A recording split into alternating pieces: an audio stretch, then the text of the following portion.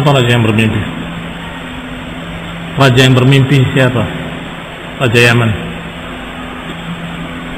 Hah? Man malikul Yaman alladhi ra'a fil manam ru'ya muzi', mimpi yang menakutkan. Hah? Gak ada yang ingat? Ataupun gak ada yang ingat? Ajib. Namanya Rabi'ah ibn Nasr. Man? Rabi'ah ibn Nasr. Baik, ketika dia bermimpi dan ingin ditafsirkan mimpinya, dan dia kumpulkan semua tukang tafsir mimpi dan berbagai macam tukang-tukang sihir, tapi dia nggak mau menceritakan mimpinya. Tebak mimpiku, kemudian tafsirkan. Siapa yang mampu dan siapa yang bisa? Hanya 2 orang. Siapa saja? Man?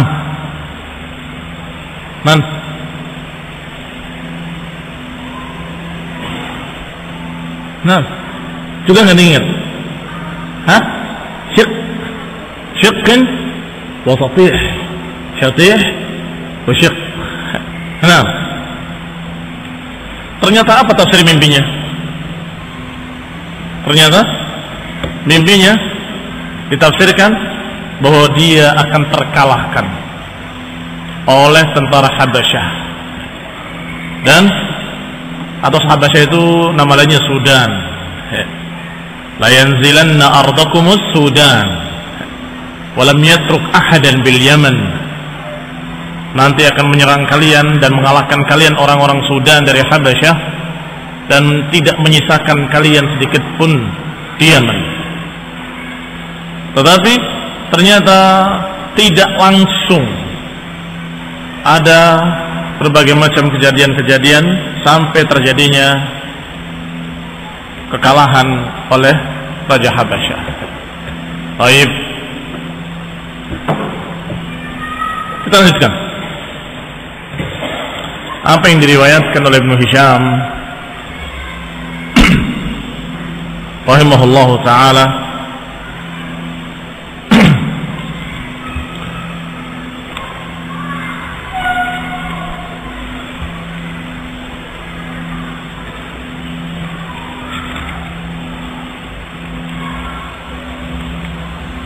Yang beliau ambil, beliau ringkas dari sirah Ibnu Ishaq. Bismillahirrahmanirrahim. Innal hamdalillah nahmaduhu wa nasta'inuhu wa nastaghfiruh wa na'udzu billahi min shururi anfusina wa min sayyiati a'malina. Man yahdihillah fala mudilla lahu wa man yudlil fala hadiya lahu. Wa ashhadu an la ilaha illallah wahdahu la sharika lahu wa ashhadu anna Muhammadan 'abduhu wa rasuluh sallallahu alaihi wa ala alihi wa ashabihi wat tabi'in wa tabi'it tabi'in wa man tabi'ahum bi ihsanin ila yaumiddin. Ya ayyuhalladzina amanu taqullaha haqqa tuqatih wa la tamutunna illa wa antum muslimun. Ya ayyuhan nasu ittaqu rabbakum alladzi khalaqakum min nafsin wahidah وخلق منها زوجها وبث منهما رجالا كثيرا ونساء واتقوا الله الذي تساءلون به والأرحام إن الله كان عليكم رقيبا. يا أيها الذين آمنوا اتقوا الله وقولوا قولا سديدا يصلح لكم أعمالكم ويغفر لكم ذنوبكم ومن يطع الله ورسوله فقد فاز فوزا عظيما. أما بعد فإن خير الحديث كتاب الله وخير الهدي هدي محمد صلى الله عليه وعلى آله وسلم وشر الأمور محدثاتها فإن كل محدثة بدعة وكل بدعة ضلالة وكل ضلالة في النار. Ikhwani fi din, a'azakum Allah. Kita lanjutkan riwayat Ibnu Hisham dari Ibnu Ishaq radhiyallahu taala anhuma rahimahullah, semoga Allah merahmati keduanya, yaitu pasal berikutnya tentang istila'u Abi Karib Tubban As'ad ala Malikil Yaman. Yang berikutnya yang dikisahkan adalah bagaimana kekuasaan Yaman diambil dan dikuasai oleh seorang yang julukannya Abi Karib, namanya Tubban As'ad.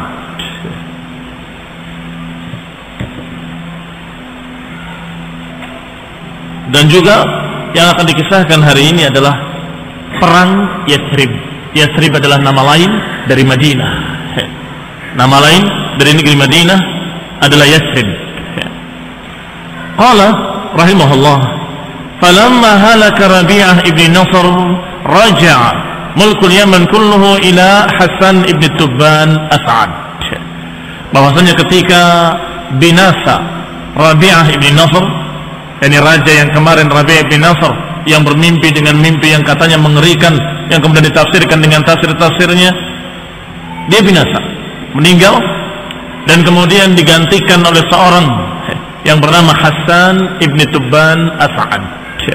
Tubban As'ad biasa dipanggil dengan Tubba, panggil dengan Tubba, ini Tubban As'ad. Karena abuhu Tubban As'ad qad ja'ala tariqahu hina aqbala min al-mashriq 'ala al-Madinah falam yahij ahluha wa khallafa baina adhhurihim ibnan lahu. Bahwasanya Tubban As'ad, bapaknya Hasan, dia biasa menjadikan jalannya ketika dia ke Masyriq melewati Madinah. Jadi biasa dia ke Masyriq kemudian ke Yaman melewati Madinah, dan dia dalam keadaan tinggal di Madinah beberapa saat sampai dia melahirkan seorang anak di Madinah, dan kemudian ditinggal ke Yaman, kembali ke Yaman. Wa khalafa baina adhurihim ibnan lahu faqutila ghilatan. Ternyata anaknya dia, anaknya Tubban As'ad di Madinah dibunuh dengan kezaliman. Faqadimaha maratan ukhra, maka setelah dia sampai ke Yaman kembali lagi ke Madinah. Kembali ke Madinah untuk menuntut tentang anaknya kenapa dibunuh. Wa huwa mujmi'un li ikhrabiha wa isti'saliha ahliha. Dan Raja Yaman ini bertekad untuk merusak kota Madinah dan mengusir seluruh penduduknya dan membantai mereka semuanya. Fajama'alu hadzal hayy min al-ansar. Maka Madinah pun mendengar berita itu bahwa pasukan Yaman akan datang, maka dia mempersiapkan kekuatan yang mereka punya dari para Ansar, para penolong-penolong yang ada di sekitar Madinah yang siap untuk berperang. Wa ra'isuhum Amr ibn Dhallah, pimpinan orang-orang yang membela Madinah dipimpin oleh Amr ibn Dhallah. Faqtatalu, akhirnya berperanglah, terjadilah peperangan di Yathrib atau di Madinah antara penguasa Yaman dengan tentaranya dan Amr ibn Dhallah dengan pasukannya di Madinah. Tentunya tidak seimbang kekuatannya, jelas jauh lebih kuat pasukan Yaman, dan diperhitungkan bakal kalah. Orang-orang Madinah bahkan kalah dan bahkan hancur. Maka datanglah dua pendeta. Qalat azumul Ansar, tetapi Ansar sejak dulu memang kaum yang unik.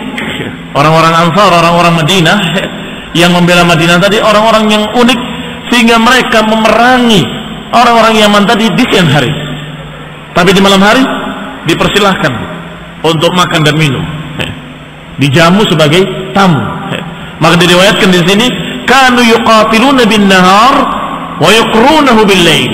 Bahwasanya mereka ini adalah orang-orang yang memerangi pendatang-pendatang tadi di waktu siang, dan kemudian dia menjamunya di malam hari. Karena sebagai tamu, maka dijamu di malam hari.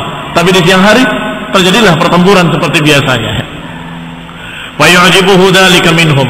Dan ini sungguh membuat kagum Raja Yaman, bahwa ini mereka bukan orang biasa, bukan orang sembarangan, orang-orang istimewa atau suku yang sungguh dermawan.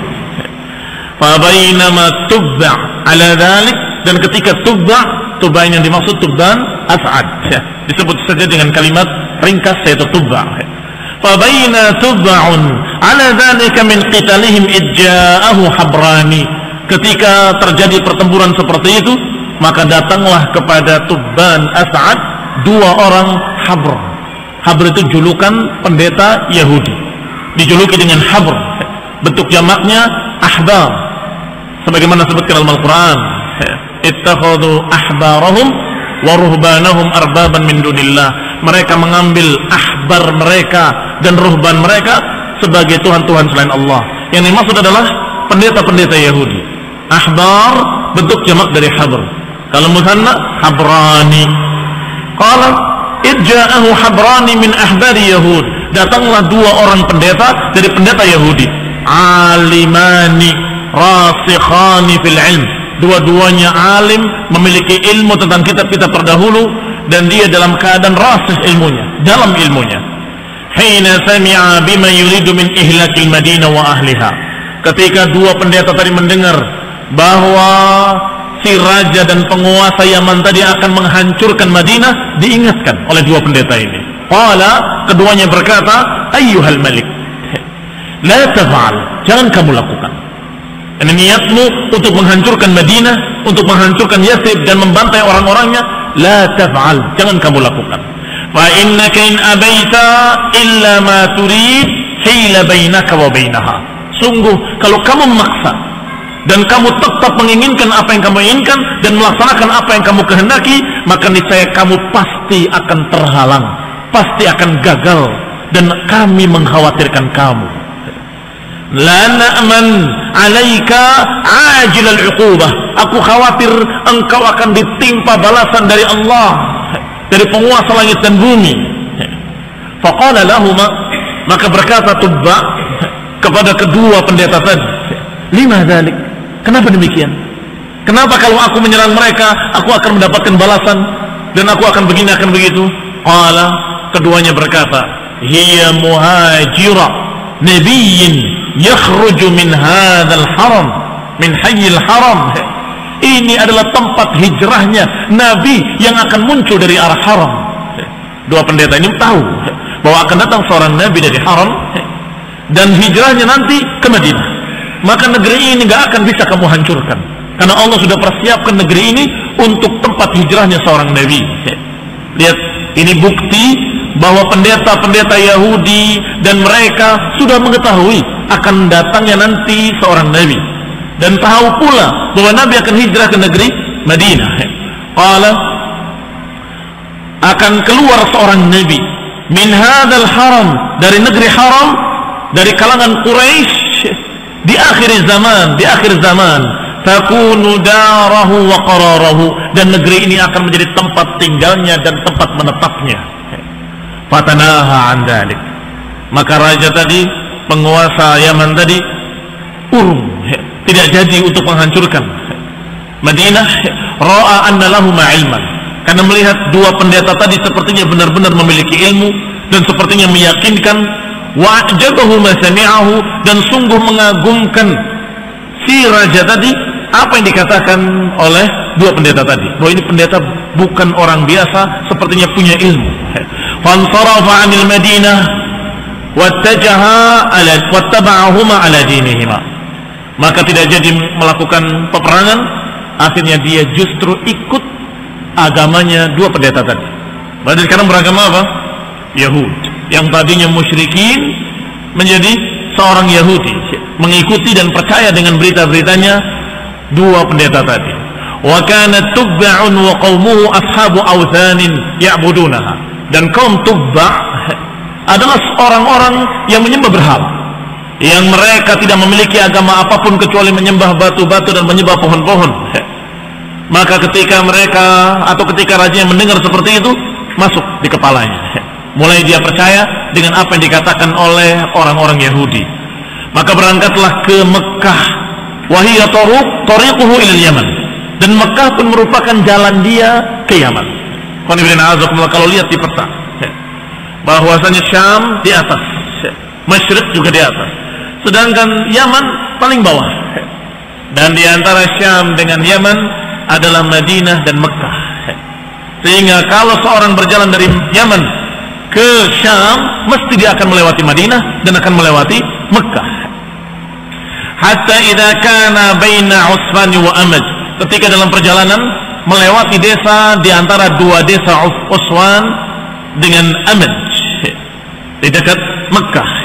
Tiba-tiba didatangi oleh beberapa orang dari kalangan Bani Hudayl, suku Hudayl Ibni Mudrikah. Mereka berkata, ayyuhal malik, wahai tuan raja, sesungguhnya kami ingin menunjukkan kepada kamu perbendaharaan harta yang sangat banyak, yang aghfalathul muluk, yang dilalaikan oleh sekian para raja-raja. Fihi lu'lu' wal zabarjad wal yaqut wal dhahab wal fiddah. Di dalamnya ada mutiara-mutiara, batu permata, emas, perak, di dalamnya semuanya. Dan para raja-raja yang lain, aghfalathu, mereka melalaikan tempat tersebut. Aku ingatkan engkau tentang perbendaharaan itu agar engkau yang mengambilnya. Qalu bala, tentu kami ingin mengambil perbendaharaan itu. Di mana? Maka kata suku tadi, kata orang-orang Hudayl, baitun di Makkah, satu rumah di Mekah yang diibadahi oleh penduduk Mekah. Yusalluna indahu, mereka salat di sana, mereka menghadap kepadanya, mereka tawaf di sekitarnya. Apa yang dimaksud?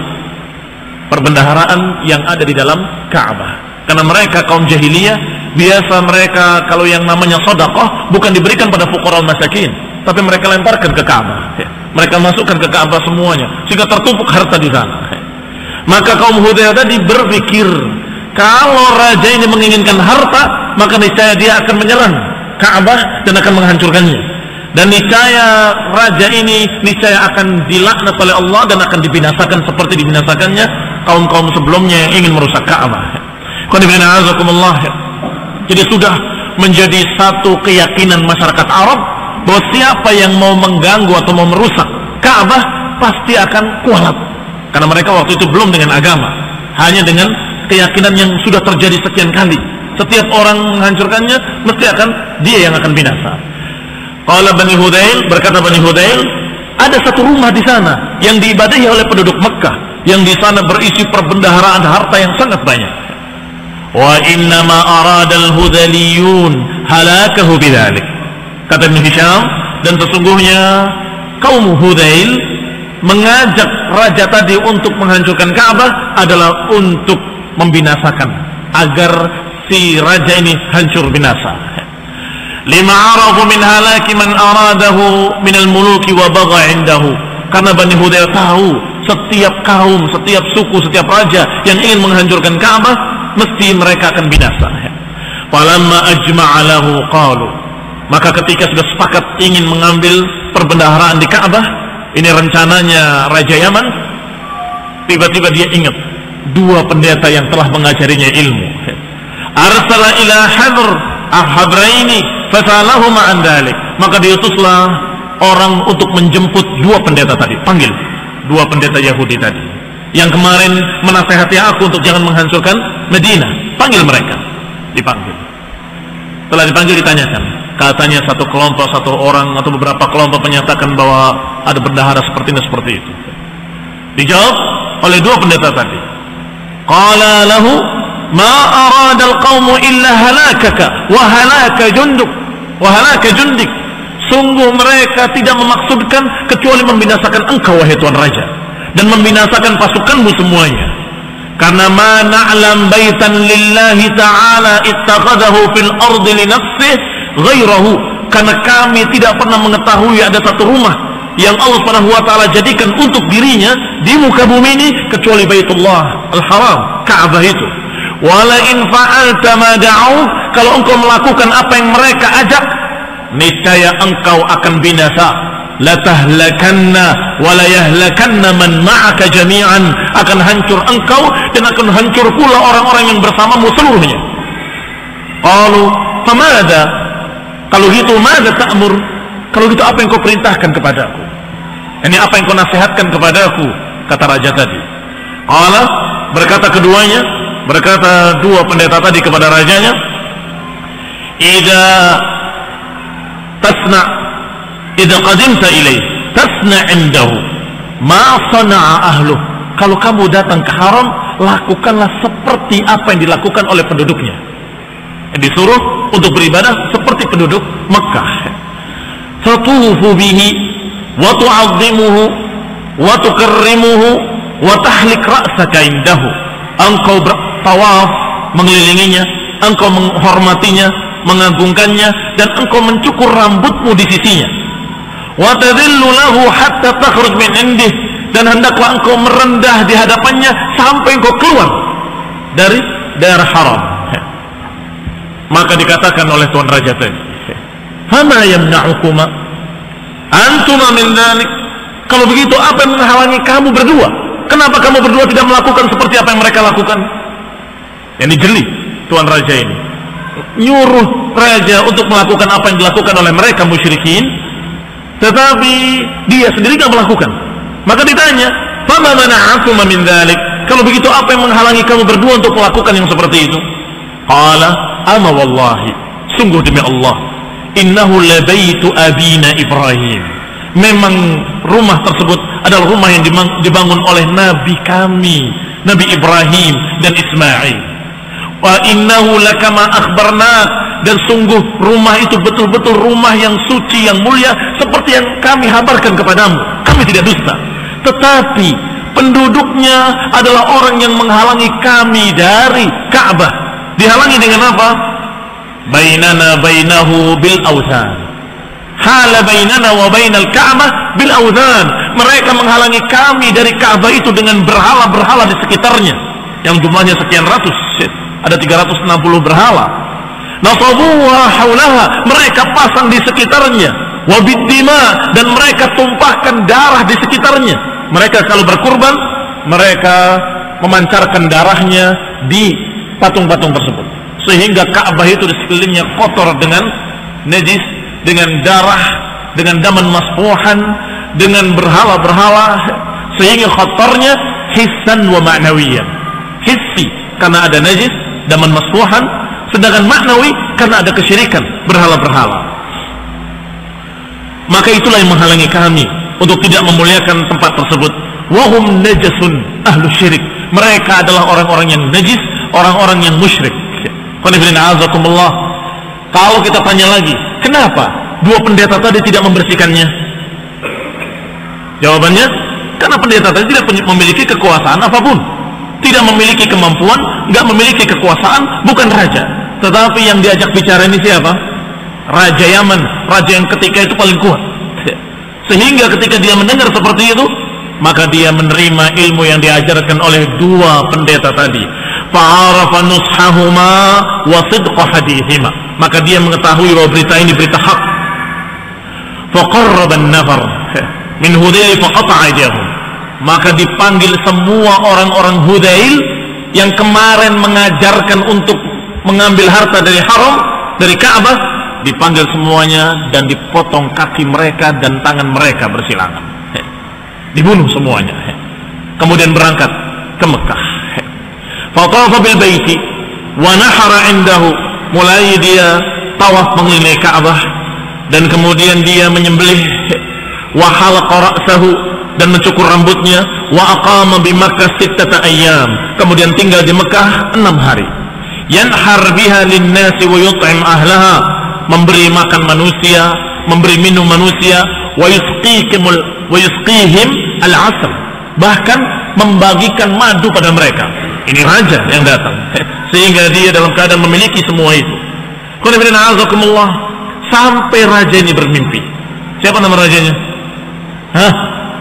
Tubban As'ad atau Tubba. Sampai bermimpi, ara annahu yaksu al-Ka'bah, mimpi dia memberi tirai di Ka'bah. Maka dia pun betul-betul mempraktekkan apa yang dimimpikannya. Dia beri tirai di Ka'bah itu dengan khasab, dengan kain yang tebal yang kasar.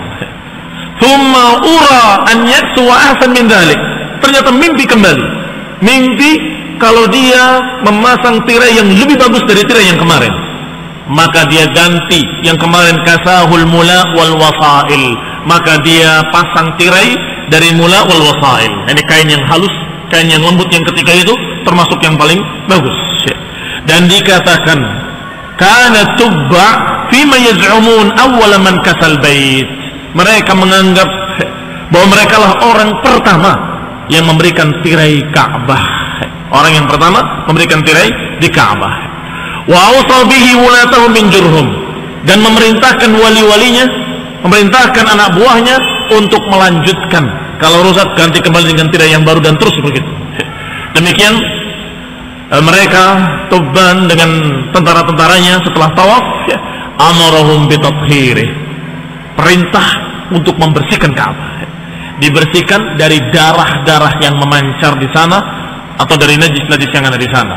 Wa alla yuqarribuhu daman wala maitan wala mi'lah, dilarang mendekatkan kepadanya darah dan juga bangkai-bangkai, dan dilarang untuk membuang ke sana kain-kain haid, kain yang dipakai untuk membersihkan najis perempuan. Wa ja'ala lahu baban wa miftahan, kemudian dibikin pintu dan dibikin kunci pada pintunya, sehingga tidak ada orang yang bisa mengambil perbendaharaan yang ada di dalamnya. Dikunci pintu dan kunci dipegang. Demikian yang dilakukan oleh raja tadi, dan mereka tidak bisa berbuat apa-apa. Musyrikin tidak bisa berbuat apa-apa karena takut terhadap raja yang memiliki sekian banyak tentara yang kuat. Thumma kharaja minha mutawajjihan ila al-Yaman, baru setelah itu dia kembali bersama pasukannya ke Yaman. Wa man ma'ahu min junudih, di bawah serta tentaranya. Wa ma'ahu Habran, dan dua pendetanya dibawa ke Yaman. Ini Yahudiyah pertama datang ke Yaman dari dua orang ini dengan sebab Tubban As'ad. Hatta idza dakhala al-Yaman da'a qaumuhu ila ad-dukhuli fi ma dakhala fi. Setelah sampai ke Yaman, maka semua orang di Yaman diajarkan untuk masuk agama Yahudi. Fa'abu alaihi, sampai mereka menolak, dipaksa mereka juga menolak, sampai terjadilah pembicaraan dan ketegangan di antara aparat negara sendiri, apalagi di antara rakyatnya. Semuanya menolak, sampai diputuskan satu keputusan. Karena lahum narun tahkumu, mereka punya api, yang api ini dijadikan sebagai hakim. Jahiliyah, zaman jahiliyah. Kata mereka, tidak bisa, kami nggak akan masuk ke dalam agama Yahudi, dan kami nggak akan menerima ajaran tersebut sampai diputuskan oleh api. Maka mereka pun berkumpul di tempat api tersebut. Kanat lahum narun tahkumu bainahum fima yakhtalifuna fi. Mereka punya api yang terus dinyalakan dan tidak pernah padam, dalam keadaan mereka menghukumi setiap orang yang bertikai dengan api tersebut.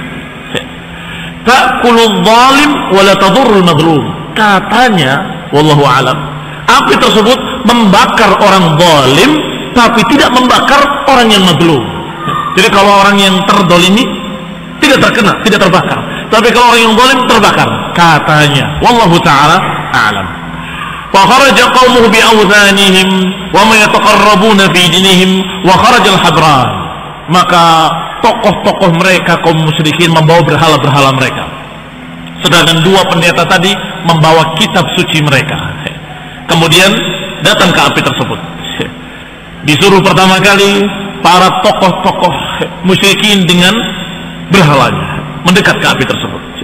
Ketika mereka mendekat ke api tersebut, api mulai menyambar. Maka mereka mundur. Maka kata pengikutnya, sabar, sabar, sabar, kamu harus istiqomah, katanya. Harus sabar. Maka mereka memaksakan diri sabar dalam api tersebut. Mendekat, dan mulai lidah api membakar mereka.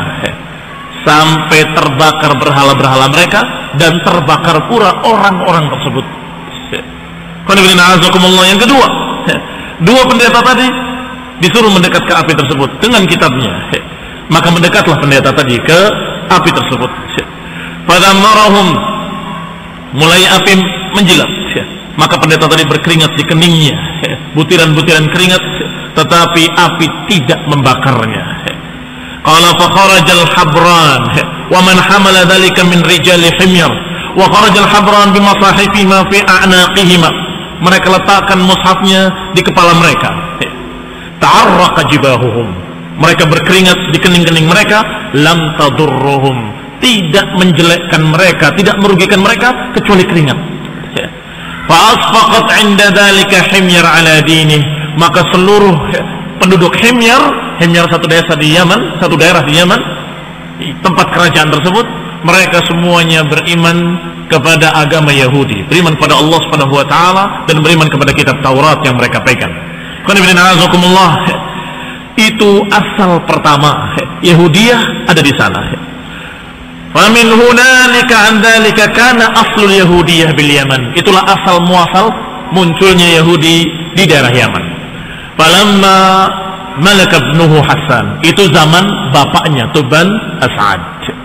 Maka setelah Tuban As'ad turun ke anaknya yang bernama Hasan ibn Tuban As'ad. Ternyata dia senang untuk memperluas daerah.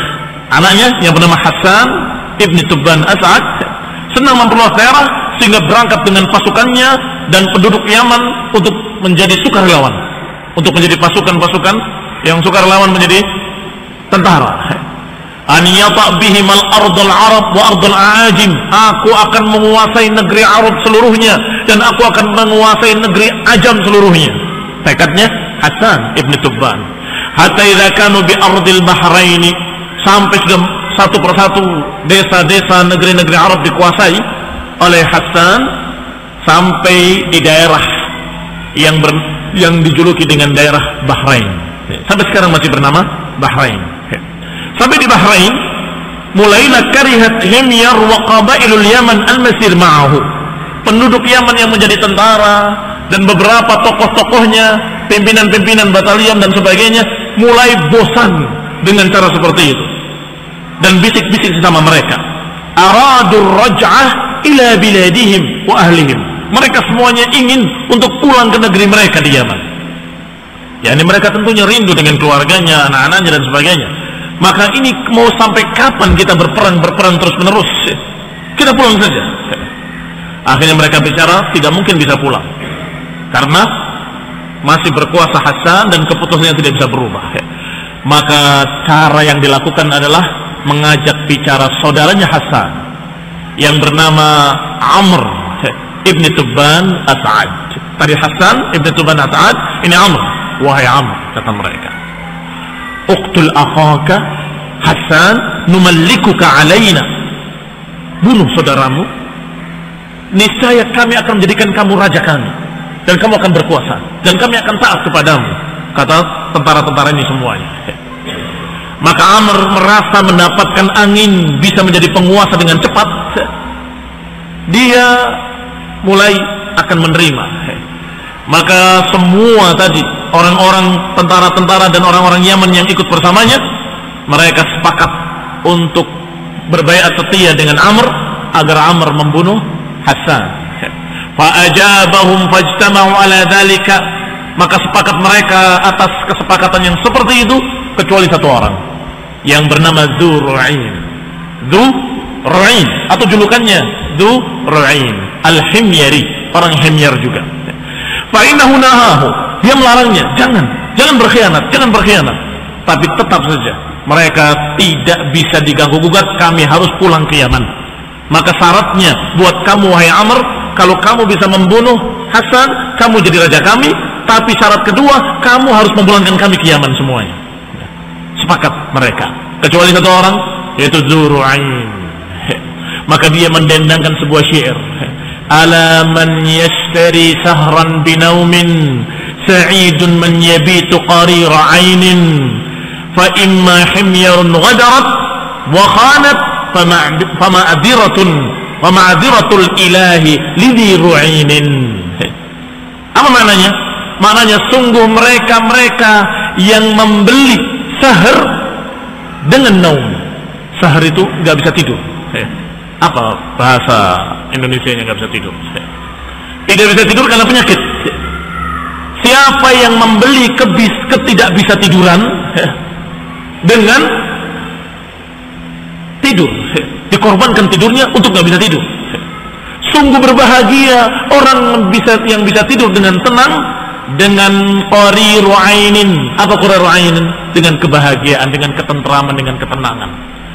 Sungguh kalau himyar berkhianat, kalau himyar melanggar janji, melanggar sumpah, maka sungguh semoga maafnya ilah untuk Dzur'ain. Semoga Allah memaafkan Dzur'ain bahwa aku gak ikut-ikutan. Ditulis dalam satu kertas, dilipat, Ditutup dan stempel. Stempel itu bukan dicap, ditutup segel, tidak bisa dibuka. Diberikan kepada Amr. Sebelum kamu melakukan apa yang kamu sepakati dengan mereka, saya titip surat ini. Simpan. Titip, simpan sampai waktu, sampai aku ambil kembali, katanya gitu. Maka diambil surat tadi, disimpan oleh Amr. Thumma katabaha fi raqatin wa khatama 'alaiha. Setelah ditulis di kertas dan kemudian disegel, thumma ata biha Amran, kemudian diberikan kepada Amr. Kemudian dia katakan, "Ba'li hadzal kitab 'indak." Simpanlah untukku. Aku titip kepadamu. Fa'al, maka dilakukan. Thumma qatala Amru akhahu Hassan. Maka Amr sudah mulai membunuh Hassan dan kemudian membawa pasukan itu pulang seluruhnya. Pulang sampai kembali ke Yaman. Falamma nazala Amr ibn Tubban al-Yaman muni'a minhu an-naum. Setelah sampai di Yaman semuanya, maka Amr sudah menjadi raja. Tetapi dia tidak bisa tidur, terus gelisah sepanjang malam. Bukan satu malam, sekian panjang, berapa hari, sekian lama, nggak bisa tidur. Terus dia terhalang, nggak bisa tidur. Wa sullita alaihi sahr, selalu dikuasai oleh sahr. Tidak tenang, tidak tentram. Falamma jahadahu dzalika sa'ala al-tibba. Ketika dia merasa susah, maka dia panggil seluruh para dokter-dokter. Ternyata dokter tidak sanggup mengobati. Dipanggil pula para khuzat. Khuzat adalah orang yang biasa mengobati dengan berbagai macam ilmu-ilmu yang seperti itu. Ilmu sihir, ilmu ramal, ilmu yang mereka pakai dengan khurafat. Dipanggil semua para dukun-dukun untuk mengobatinya. Al-Kuhan wal-Arrafin, tukang ramal, para dukun-dukun semuanya dalam keadaan dipanggil untuk mengobati Tuan Raja. Faqala lahu qailun minhum, maka mereka semuanya nggak bisa menjawab, nggak bisa menyembuhkan, kecuali mereka berkata, salah seorang mereka, innahu wallahi ma qatala rajulun qat akhahu aw dha rahmatin baghyan ala mithli ma qatalta akhah alaih illa dhahaba naumuh. Sungguh tidaklah seseorang pun membunuh saudaranya yang masih saudara sekandung dalam keadaan seperti kamu membunuh saudaramu, kecuali pasti dia akan dicabut tidurnya dan dia nggak akan bisa tidur. Wa sullita alaihi sahru, dan dia pasti dikuasai oleh sahar. Falamma qila lahu ja'ala yaqtul kulla man amarahu.